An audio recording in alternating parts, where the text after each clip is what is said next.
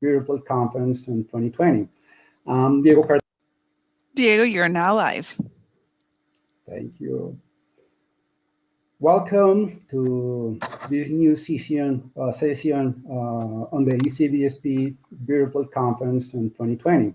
I'm Diego Cardona, a Colombian expert in digital transformation, among others important issues, advisor for multiple Latin American governments to several multilateral support agencies, and lecturer, researcher, and senior manager at prestigious universities here in Colombia.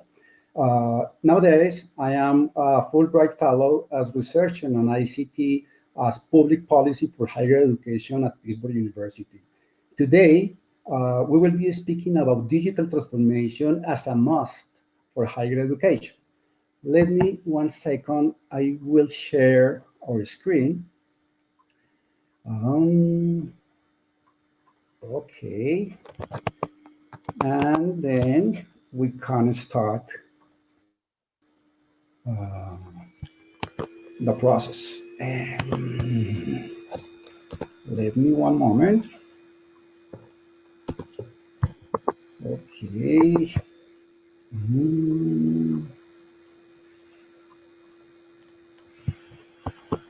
Okay. Well, now, the idea is to speak about digital transformation. Look, that the society is moving around a lot of different revolutions, specifically in the development model that is impacting higher education. Then the idea is to speak about this relationship between the revolutions that we are living as a society and the higher education. Let's start. Look, that I want to start all the process calling attention on a deep proposal from Alvin Toffler, whom indicates that illiterate of the 20th century will not be those who cannot read and write, but those who cannot learn, unlearn, and relearn. As for this reason, I invite everybody to have an open mind to receive and evaluate some disruptive ideas that maybe can be contrary to your deep beliefs. Okay. As this paper is about digital transformation, it's important to state the meaning of this concept. I asked you for use your cell phone to follow the QR code on the screen. And also, I will share the link to follow in your computer and participate in this little pool. Let me 1 second. I will share the link in the chat box. Then please, in the chat box, you can follow the link to the pool in Mentimeter. Please follow it and participate answering what is happening with digital transformation. What is the concept of digital transformation? I will wait some seconds, and then you can use the QR code, or you can follow the link that is in the chat box. Please participate. Follow the link that is in the chat box. What is the participation that you are developing in this moment? Look.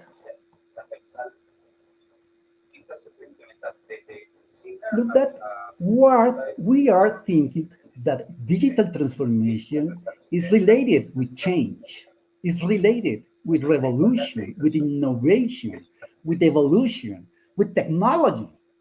Look, that all the words that you are putting in this moment in the pool that we are developing are related specifically with the concept of change. Digital transformation, as you are saying, is directly related with change in a first term and technology as a second term, without the idea of opportunity, accessibility, engagement. But in general, digital transformation is related with change, is related with technology, and is related with innovation. All these elements are very important because one of the most clear elements in this moment is that we are living in a continuous change. Let me again go to the presentation. Look at as digital transformation is related with the concept of change and evolution, and as I propose as a goal of this paper, it's convenient to describe the existing relationship between the digital transformation and the evolution of the developed model of our society.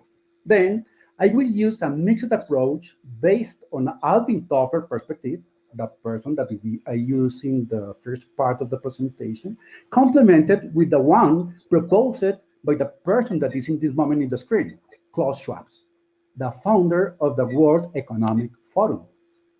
According to Toffler, prior to the Industrial Revolution described by Schwab, there was a first wave or agricultural era based on a manual labor and starting with the society, ending with the innovation of the steam engine around 1770.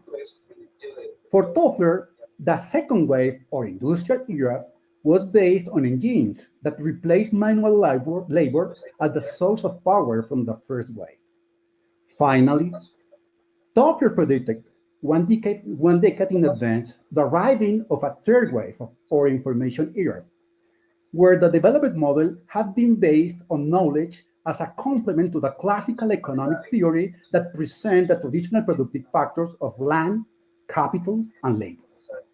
The Toffler first wave, or agricultural era, was characterized by the emergence of agriculture, livestock, textiles, with the impulse to trade and the appearance of the first cities in Mesopotamia around 9,500 years before Christ, overcoming an initial period dominated by gathering, hunting, and fishing, in which the main energy source depends on physical efforts with an incipient use of natural phenomena. The Toffler second wave coincides with the first industrial revolution defined by Schwab, where the development model has changed thanks to the engines that replace manual labor and allows the birth of the concept of massive and serial production, generating the transformation of agrarian and rural societies into industrial and urban ones.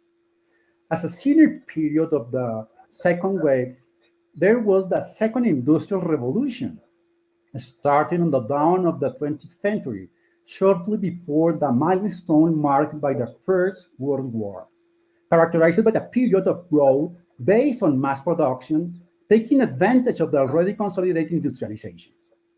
The Toffler third wave coincides also with the third industrial revolution defined by Schwab, starting in the decade of the 80s of the last century, characterized by a production system that proposed personalization. The concept of prosumer appears, where the consumer could be a producer, unlike the self-consumption of the first wave and the difference between consumer and producer of the second wave. The importance of knowledge is amplified, moving the society from analog to digital, from brick to click, supported by personal computers, ICT, and internet. Schwab describes in 2015 the eruption of the fourth industrial revolution, characterized by a fusion of technologies, eliminating the borders among the physical, biological, and digital worlds, with disruption based on artificial intelligence, robotics, quantum computer, nanotechnology, biotechnology, the Internet of Things, autonomous vehicles, and 3D printing that entail automation and data exchange. We can observe the vertiginous acceleration of the speed of change. The first industrial revolution lasted approximately 140 years. The second industrial revolution lasted approximately 70 years, and the third industrial revolution lasted just under 35 years, erroneously inferring that the fourth industrial revolution should last around 18 years. But look, the velocity of the change will take less than a decade. Now, as a result of the previously described evolution, it's clear that we are in a VUCA world. V for volatile environment. referring to the speed of change associated with the fluctuation in demand, turbulence, and short time to take decisions. The more volatile the world is, the more and faster things change. U for uncertainty, referring to the impossibility to predict the future using the statistical basis. The more uncertain the world is, the harder it is to predict. C for complex environment, referring to the number of factors that we need to consider, their variety, and the relationship between them. The more complex the world is, the harder it is to analyze. Finally, A for ambiguous environment, referring to a lack of clarity about how to interpret something because of the lack of data. The more ambiguous the word is, the harder it is to interpret. Volatility amplifies unwillingness. Understanding dampens the impact of that unwillingness. Complexity amplifies unwillingness. Uncertainty amplifies unwillingness. Understanding dampens the impact of that unwillingness. Complexity amplifies unintended consequences. Clarity dampens the impact of those unintended consequences. Ambiguity amplifies assumptions. Agility dampens the impact of those assumptions. As can be inferred, information is a structural resource necessary to assume the challenge of VUCA world, and technology, besides a digital transformation, can provide organizations with a toolbox that will increase its success opportunities. Look, as we are in a VUCA world, we are in a period of intoxication due to the big amount of data that we are receiving. Let me develop a little collaborative exercise with you to demonstrate the importance of attention as a skill for this context. I will give you some data, and then I will ask some about that. Let me start. Suppose that you are the driver of a bus with 10 passengers. In the line of the bus, in the first stop, 3 persons get off of the bus, and only 2 passengers take it. The driver continues moving, and in the second stop, 4 persons go down, get off, and 4 persons take the bus. In the third stop, 2 persons get off the bus, and nobody takes it. I hope the information was clear, because listen to the question. What is the age of the driver? Think. What is the age of the driver? How many of you have the answer? I guess that many of you paid a lot of attention on the number of passengers of the bus, forgetting some important elements that I provide. Like, for example, suppose you are the driver. Think about that. Attention must be part of your toolbox in order to face our turbulent context, and look that digital transformation can be very helpful to do it. Maybe this exercise can be sound as a joke, but look the importance of attention in a VUCA world, in an era of intoxication, in a moment that we are receiving a lot of data. Well, as a Fulbrighter fellow researching on ICT as public policy for higher education at Pittsburgh University, I started the process in October 2019, implementing some panels of experts about the importance of this issue. In that date, a crisis like the one we are living today was not a probable scenario, but digital transformation of education it is. Then, for this paper, I identify a relationship between the learning crisis identified by the World Bank on its World Development Report of 2018 and the crisis created by the pandemic situation of COVID in 2020. Then I need your help. Please, again, the idea is to answer these two questions. First one, was higher education prepared for the COVID challenge? And the second one, how important is the digital transformation for higher education? You can follow the QR code that is in this moment on the screen, but let me 1 second. I will share the link that you can use to do it in your computer. 1 moment, please. Okay. This is the link. And I will share it in our chat box. Okay. Please follow the link. And I will share the participation. The first question was higher education prepared to the COVID challenge? And look that 43% of the participants are saying that we were, as an area, as a sector, unprepared for this challenge. A little of the participants is saying that as a sector, we were somewhat prepared. But the general perception is that we were extremely unprepared or somewhat unprepared.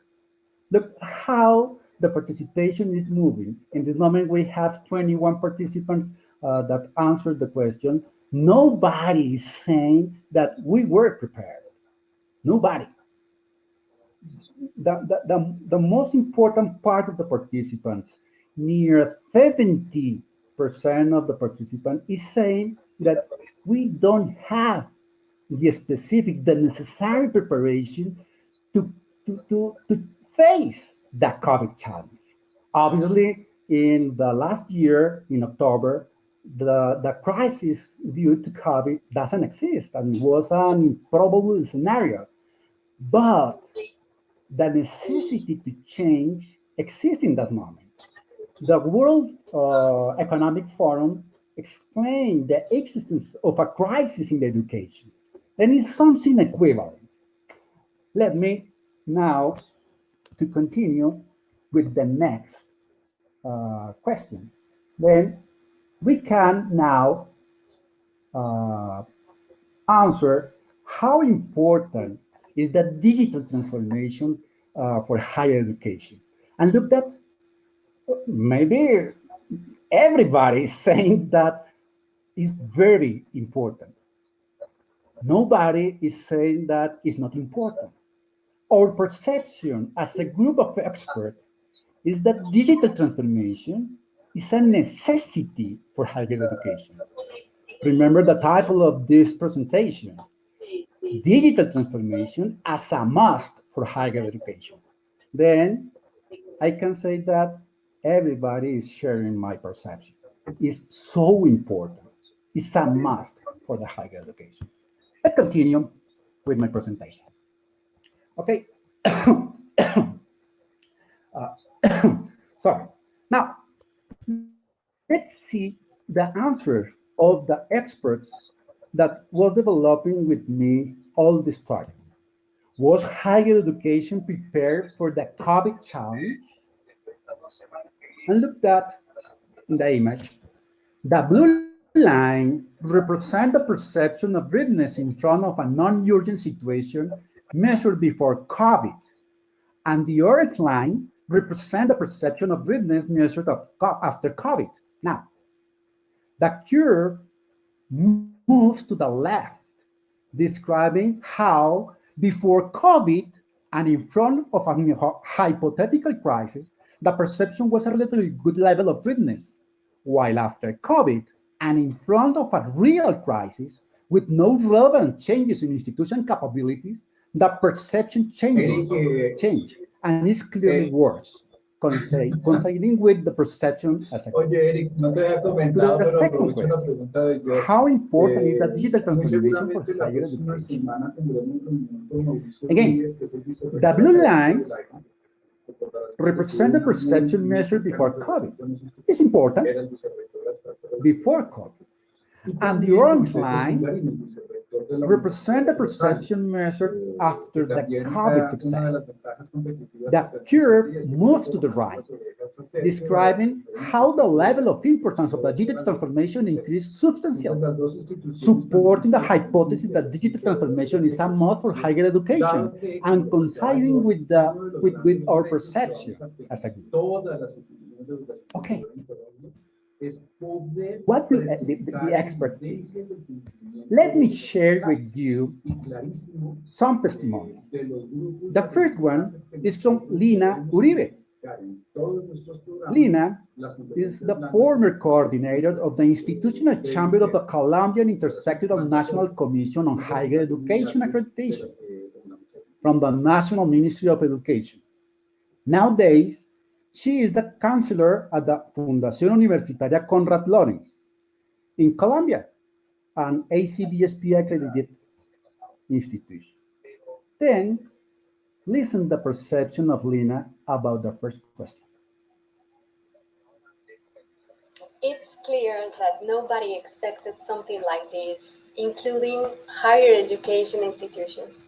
I think this challenge has been faced differently across institutions. Some have been more successful than others. One key to succeed has been to have a set of technological tools, trained professors, and a culture of virtual education, even to support academic independent work for the students regarding face-to-face programs. I mean, not only to be able to provide remote synchronic sessions, but to offer applications, multimedia resources, simulations, videos, virtual objects for optimal learning. It implies the flexibility to use technology as well as maintaining quality education. And let's hear the perception to the second question. I think digital transformation in higher education is urgent. Even after returning to face-to-face education, we'll need to change the way of delivering teaching and other educational services. We realize that many things and activities can be done online.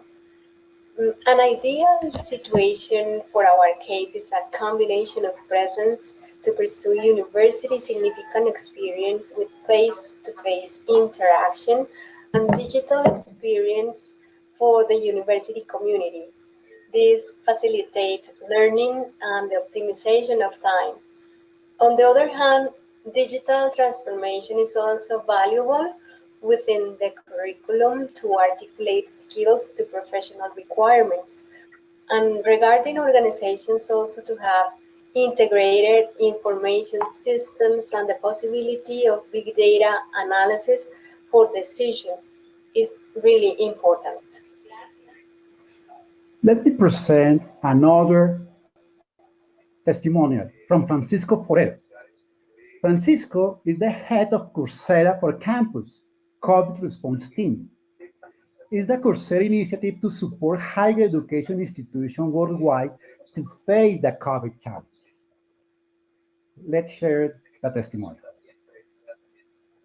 Were higher education institutions prepared for the challenges COVID-19 brought?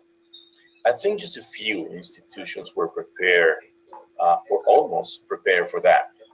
After talking to dozens of universities in the region, that preparations means several things. First, faculty need to have content prepared for being able to create high-quality courses across the programs.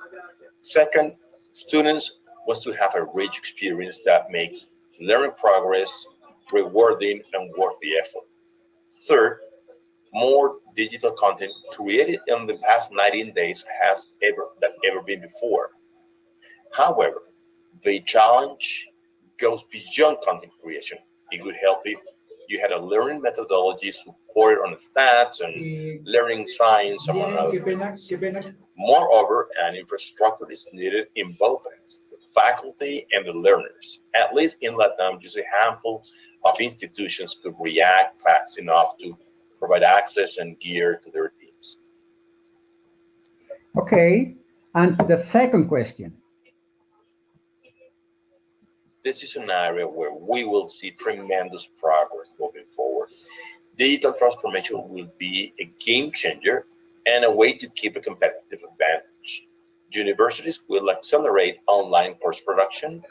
The lack of financial resources or physical space makes the production of online content and degrees slow. So creative way to solve this will arise. There will be a permanent shift toward blended learning methods that integrate in-person and online experiences that require deep digital integration. And then finally, as Goldman Sachs have recently commented, institutions that can offer the lowest pricing across a range of blended learning experiences will continue to escalate their advantages to gain increased share. It is also expected that top-tier institution brands' value remains essential as a signaling factor in specific job categories, enabling them to sustain their elite market position. That also means advancing their digital transformation. Let me share another important testimonial from Luis Umaña. Luis is the creator of the Erasmus European Mobility Program for Higher Education. Also, Luis has been senior director at important universities, not only in Europe, also in Asia, North America, and now here in Latin America, or Region 9. Let's see. So, was higher education ready for the challenges brought by the COVID-19 global pandemic? In my view, the answer is simple: no. Actually, no one was. It caught us all by surprise.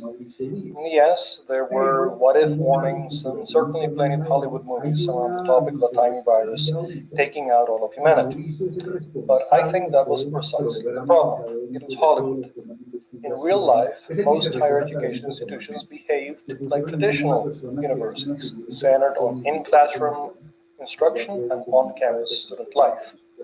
A handful of institutions around the world, couple of years ago, decided to invest in new technologies and gradually prepare for global economy 4.0, which, by the way, is far more complex than just offering online programs or courses.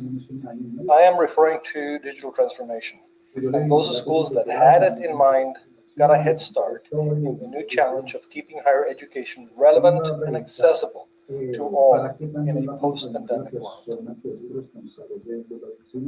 And to finish testimonials, listen to the second question. Okay, so how necessary is digital transformation for higher education? In my view, it is a must. This is not a trend or a fad. In the near future, there will be only two groups of universities: those that successfully embraced digital transformation and are aligned not only with the jobs of the future, but also with the specific needs of online programs and services for their stakeholders, and B, those that didn't and had no choice but to shut down their brick-and-mortar facilities and disappeared. To make a metaphor, imagine it is 1987 and you are a telephone company. You are deciding whether cell phones are necessary for telecoms in the future. Okay, now, imagine 30 years have passed and someone asks you a similar question. And they say, imagine it is 2020 and you are a university. You are deciding whether digital transformation is necessary for higher ed in the future. This is my metaphor for you and what digital transformation means for higher education. Well, we can conclude that we, as a sector, we don't have the necessary preparation to crisis. And also, digital transformation is so important. Now, let me present the drivers for this necessary digital transformation. To explain the drivers, I will take advantage of two pertinent studies. The first one is the Global Information Technology Report, published periodically by the World Economic Forum, featuring the latest iteration of the Network Readiness Index from 2016, assessing the factors to leverage ICT for increasing competitiveness, highlighting the ways in which the digital transformation is changing the nature of innovation. The report presents four highlights. The first one, digital transformation is changing the nature of innovation. One of the key characteristics of the digital transformation is that it is nurtured by a different types of innovation, increasingly based on digital technologies and on the new business models it allows. In addition to making traditional research tools more powerful, it allows for new types of innovation that require little research and development efforts.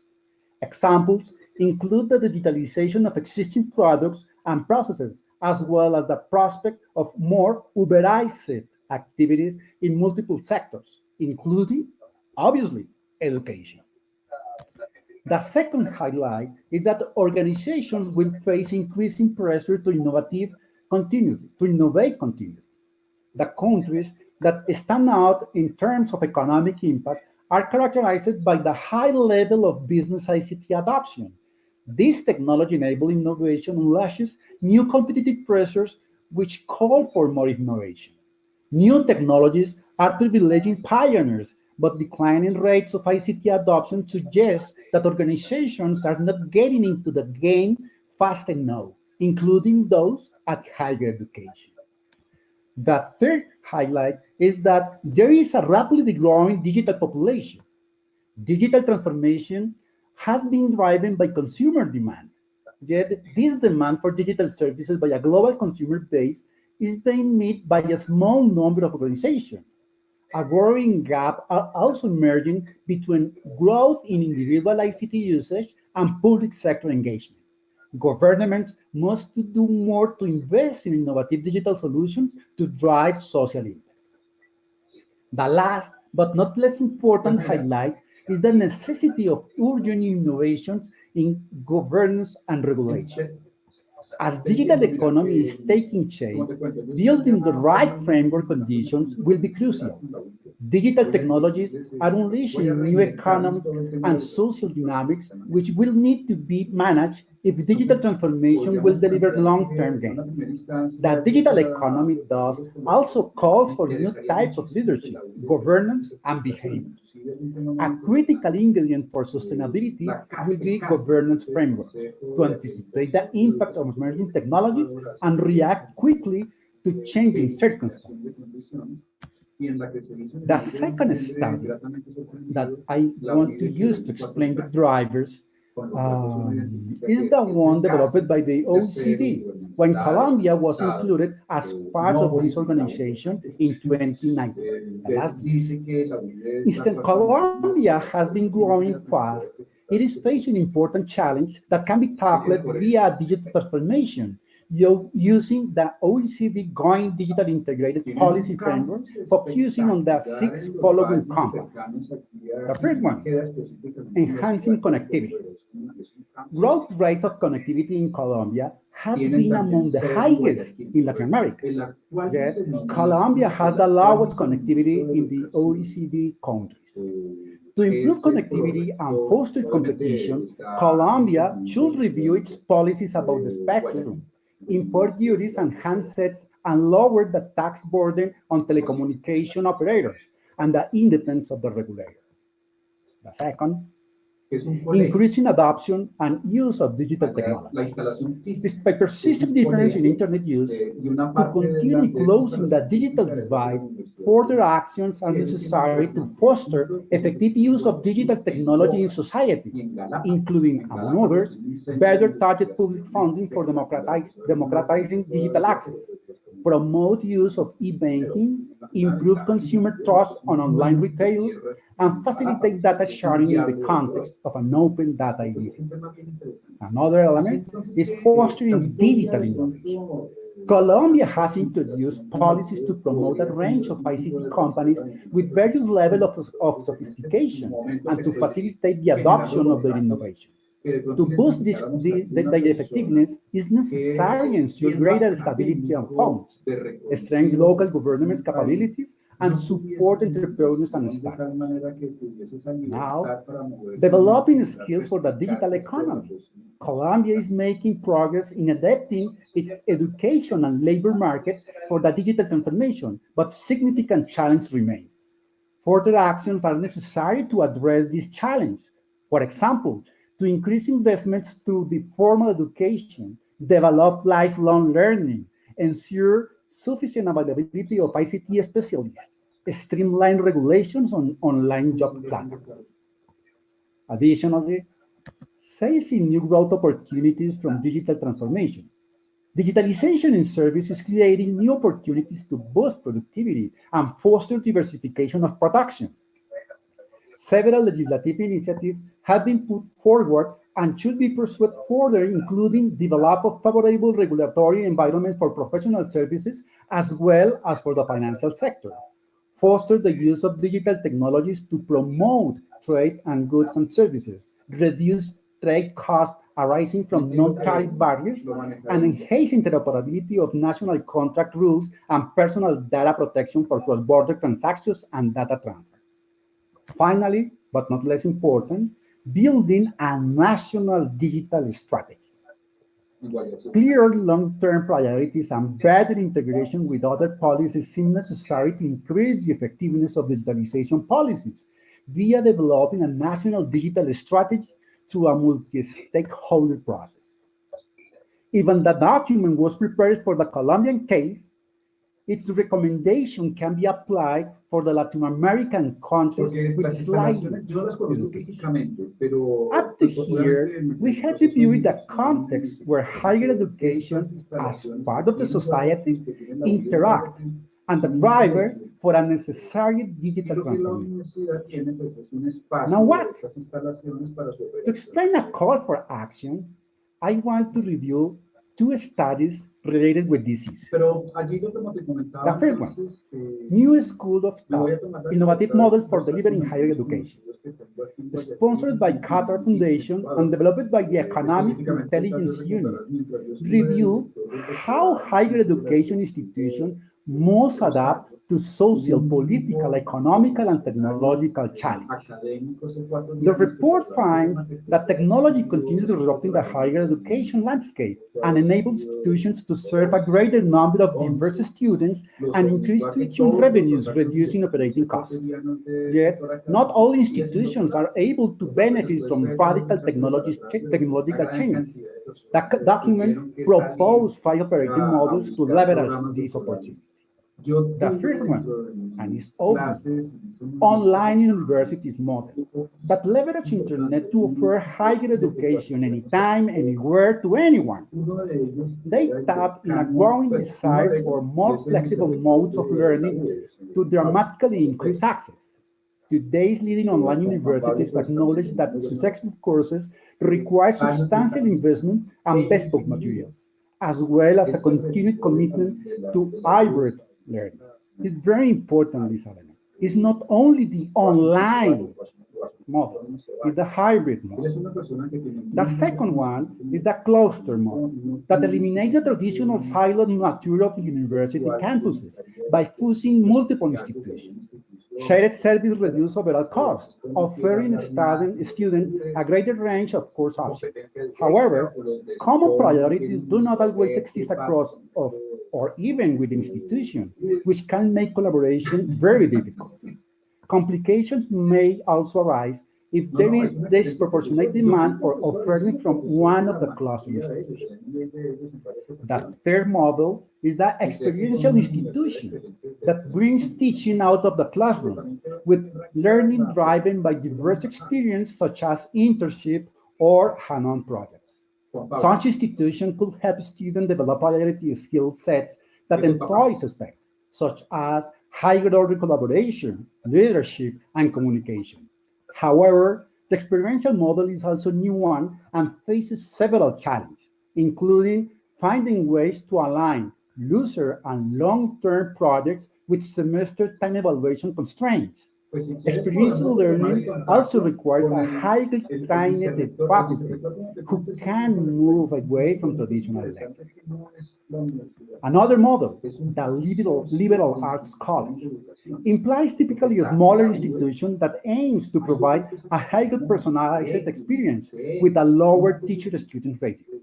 They prioritize developing intellectual capacity over specific technical or vocational skills. This model is already established in the US and is beginning to spread across Europe and Asia. However, higher teaching and facility costs mean that funding remains a challenge. Opinions are also mixed regarding the utility of this form of education. Some persons argue that generalist skills are increasingly needed in the corporate world, but others hold that institutions must focus, at least to some degree, on more targeted professional skills. The last proposal of model, the partnership model, implies that institutions build relationships with external partners to secure long-term funding and improve job prospects for them. Organizations partner with universities to allow their employees to study there at a discount rate, with employees often shouldering part of the cost. Courses focus on upskilling and are tailored to jobs or skill gaps that the partners face. However, low entry-level requirements have led to criticism that some institutions are providing subpar qualification to students who would struggle to complete courses at more traditional institutions. The second study that I want to share is the proposal of emerging technologies at higher education. This study is periodically published since 2005 by the New Media Consortium with the support of Educate. The 2020 report states that higher education does not exist in a vacuum, and it is always everywhere shaping and being shaped by social, technological, economical, and political macro trends. The report identifies 6 emerging technologies and practices that surely will have a significant impact on the future of higher education, and it is necessary for the digital transformation. The first one, adaptative learning technologies, is becoming a major addition to the set of educational technology that's serving the personalized learning. However, even at this early stage, the technology can provide institutions with the opportunity to strategically rethink courses and even entire curricula in the context of the student's success. The second one, artificial intelligence beside machine learning, that implies that while machine learning is based on the idea that machines can learn and adapt through repetitive processes, artificial intelligence refers to the broader notion that machines can execute tasks intelligently. Both technologies are permeating higher education. Although artificial intelligence has not yet achieved self-awareness, it is able to support lower order routines. Moreover, this system can learn over time, improving its accuracy, speed, and fidelity. Another technology is analytics for the student success. Over the past decade, higher education has focused its strategic planning on student outcomes and practices that promote student success.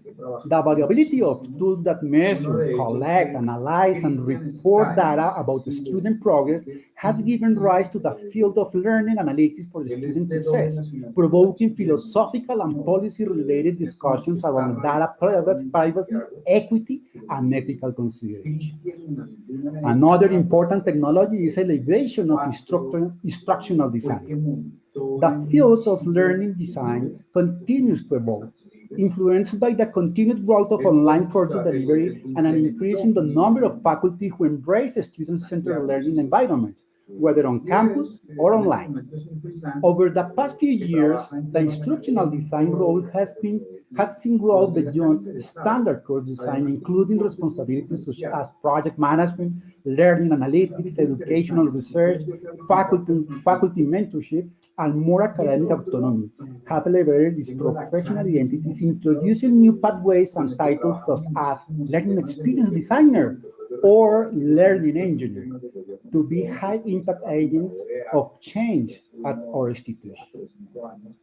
Also, the open educational resources defined by UNESCO as a variety of materials designed for teaching and learning that are both openly available for use by teachers and students, and that are devoid of purchasing, license, or royalty fees.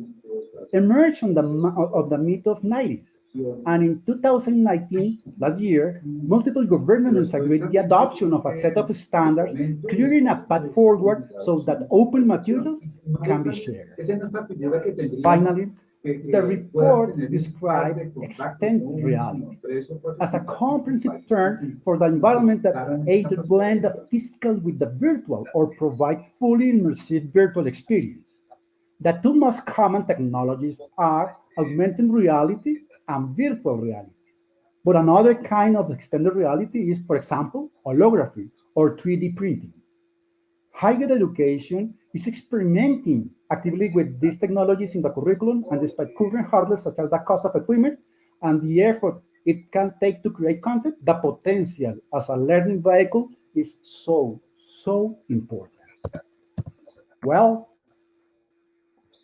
I hope to have fulfilled the proposed goals of the presentation, describing alternatives for action to promote the necessary digital transformation in higher education as a response to the socio-political, economical, and technological challenge generated by a turbulent environment like the one we are living nowadays.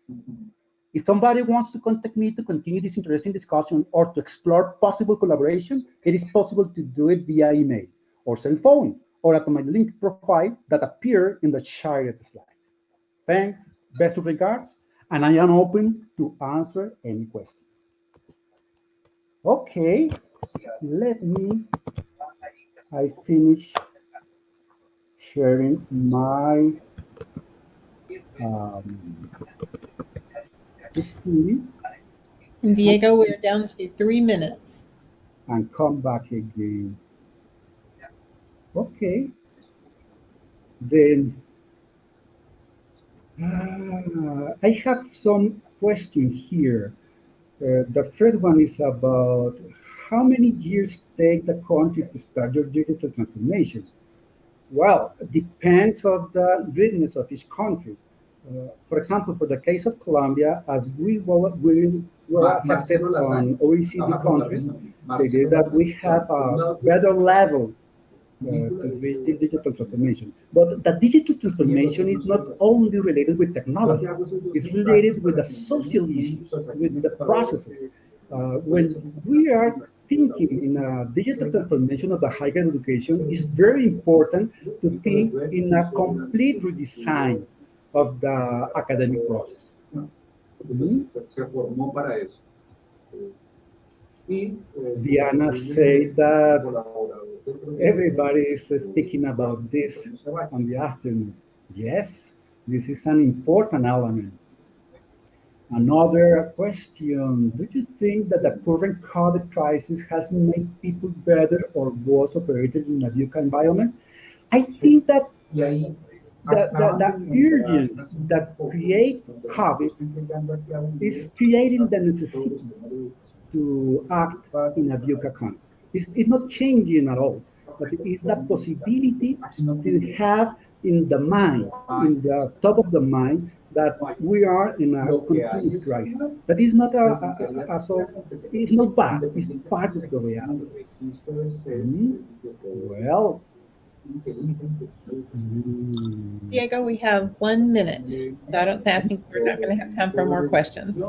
Well, we are looking, Marisa. Let me try to another question.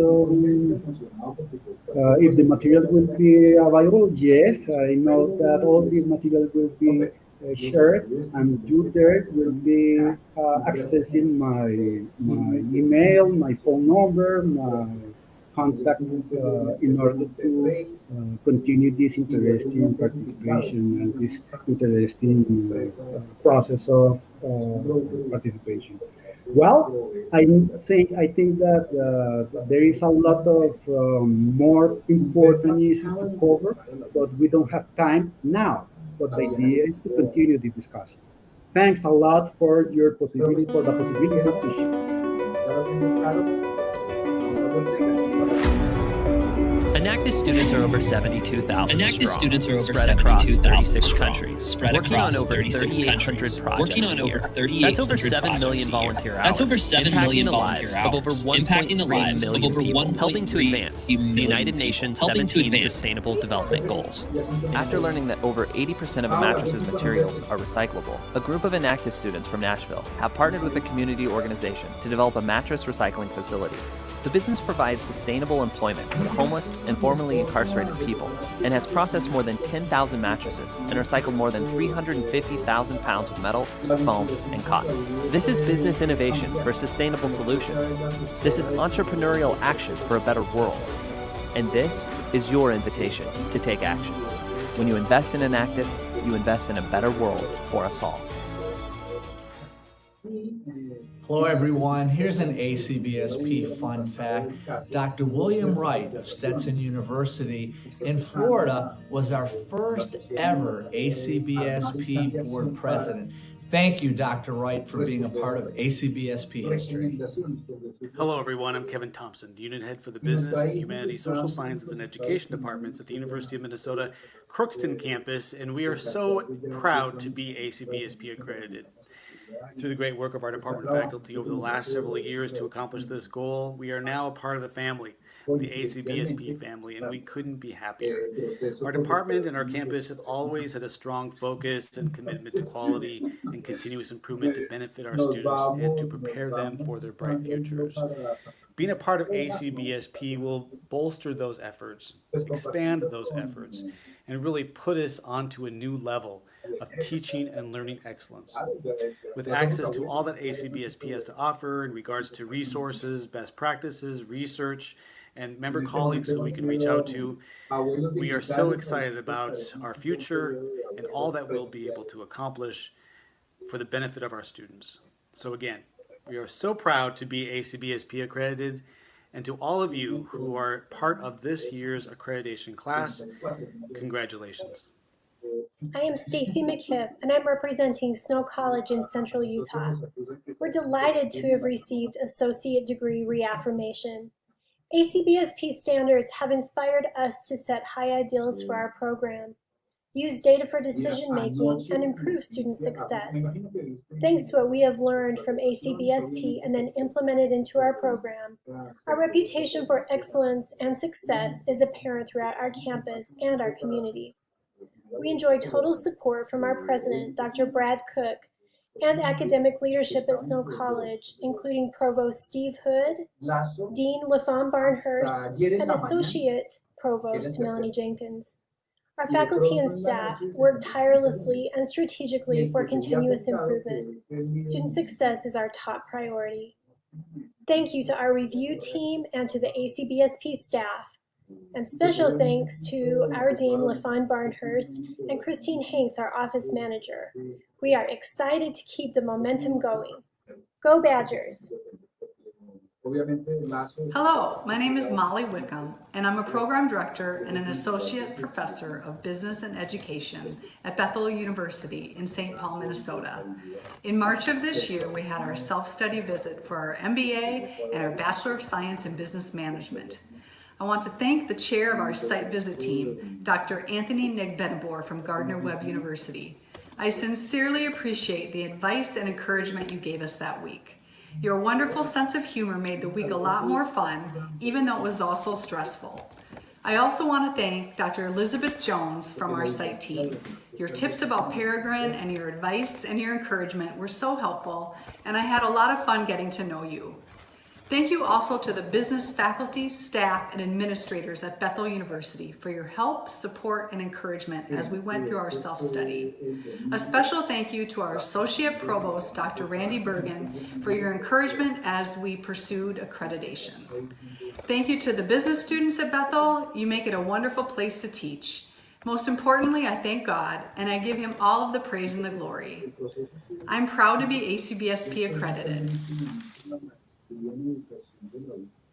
Y aquí tengo a un grupo de oficiales de las fuerzas militares. pues fue comentado en las clases del proceso electoral y pues un comentario también en las noticias estuvo totalmente de control. El problema ha sido el problema, de todas maneras, para decirlo, porque sí se veía que estaban muy cerquita. El correísta tiene 35% y los otros dos, uno quedó con el 19.6 y el otro quedó con el 19.4. Una diferencia de poco más de 20 minutos.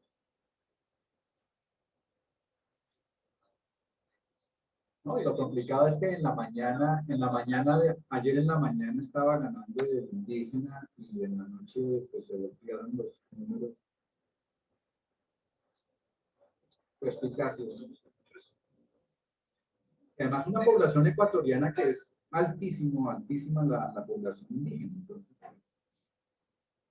eso puede llegar a generar unos inconvenientes. Esperemos que no.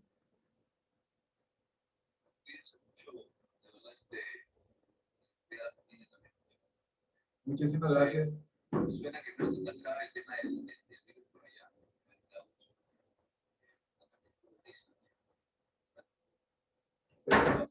Esas son complicaciones que uno tiene que asumir en estos países. Y ahorita finalmente tenemos que convivir con eso.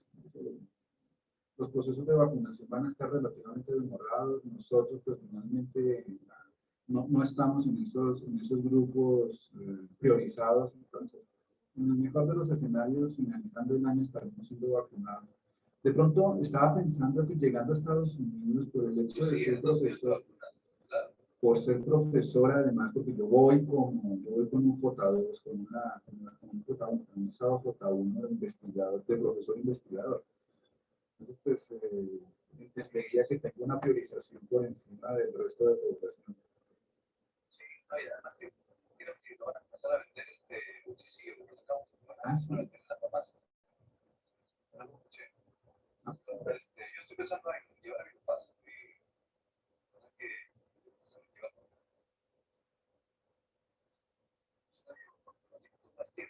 Listo.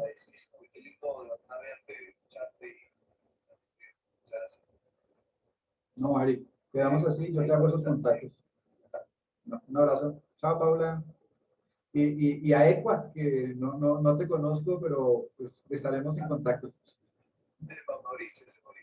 Ah, bueno, Mauricio. Gusto en conocerte, que estén bien. Chao.